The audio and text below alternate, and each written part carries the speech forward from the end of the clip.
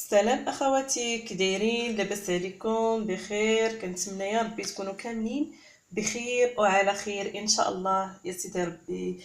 البنات اليوم ان شاء الله بغيت ندير واحد الوصفه غادي نديرها ليا راسي. وقلت غادي نشاركها معكم البنات. غادي هذا دانون ديال الفاني، ياغورت ديال الفاني وسكينجبير. الناس اللي فيها السكر ما ديرش الفاني، دير الطبيعي كما بغيتو الطبيعي، بغيتو دير ماشي مشكل. وسكينجبير البنات هادو غنخلطوهم بجوج، غادي نخلطوهم بجوج.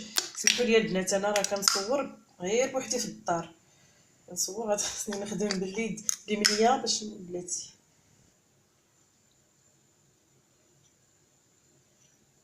هادي حتى هي ما معلقه ما والو.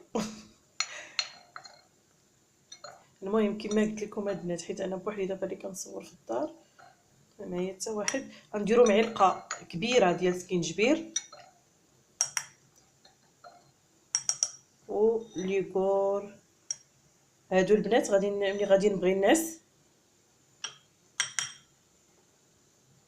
فاش غادي نبغي الناس في الليل غادي هكا نخلطوهم. ياك كتخلطوهم البنات وكتاكلوهم، ولكن ما تشربوش الماء وما ديروش اليوغور في الثلاجه بحال هكا، يكونوا عشك البوماض كيما هكا البنات،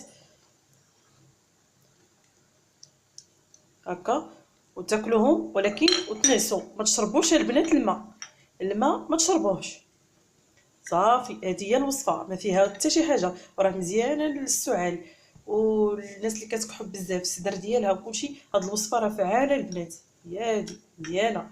وهذا مكان، وكنتمنى يا ربي تعجبكم الوصفه، والله يجيب لكم الشفاء. اللي مريض الله يعفو عليه، الله يجيب ليه الشفاء يا ربي من عنده، والله يعفو علينا كاملين يا سيدي ربي.